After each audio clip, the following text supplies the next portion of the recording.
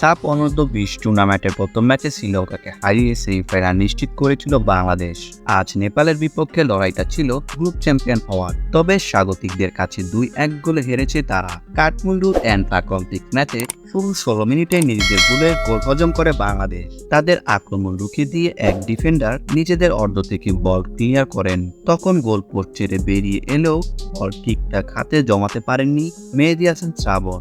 বল পায়ে রেখে থ্রো দেওয়ার আগেই সামির খান তড়িৎ গতিতে ছিনিয়ে নিয়ে ফাঁকা পোস্টে ঢুকে সহজেই জড়িয়ে দেন জালে। পেছনে পেছনে দৌড়েও শ্রাবণ তা ঠেকাতে পারেননি। প্রথম গোল হজমের 2 মিনিটের মধ্যেই বাংলাদেশ পিছিয়ে যায় আরও একবার। এরপরই দুটি পরিবর্তন আনেন মারুফুল হক, মিরাজুল ইসলাম ও আসাদুল মোল্লা নেমে গতি বাড়ান খেলায়। তাতে প্রথমার্ধে 1 গোল পরিশোধ করে বাংলাদেশ। 43 মিনিটে প্লান্টি থেকে ব্যবধান কমান মিরাজুল। দ্বিতীয়ার্ধে আক্রমণ পাল্টা আক্রমণের জোয়ার অব্যাহত থাকে, তবে গোলের দেখা পাচ্ছিল না বাংলাদেশ। শেষ ম্যাচ 2-1 গোলেই ম্যাচ জিতে নেয় নেপাল। কাল ভারত ও মালদ্বীপের ম্যাচের ফলাফলের উপর নির্ভর করবে অন্য 2 সেমিফাইনালিস্ট কে কোন দলে।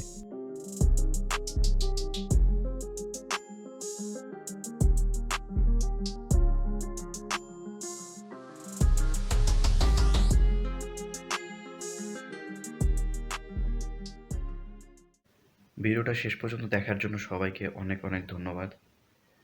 তো আশা করি আপনারা সবাই আমাকে সাপোর্ট করবেন আর আমার এই চ্যানেলটা সাবস্ক্রাইব করে দিবেন, লাইক কমেন্ট শেয়ার করবেন। তো সবাই ভালো থাকবেন।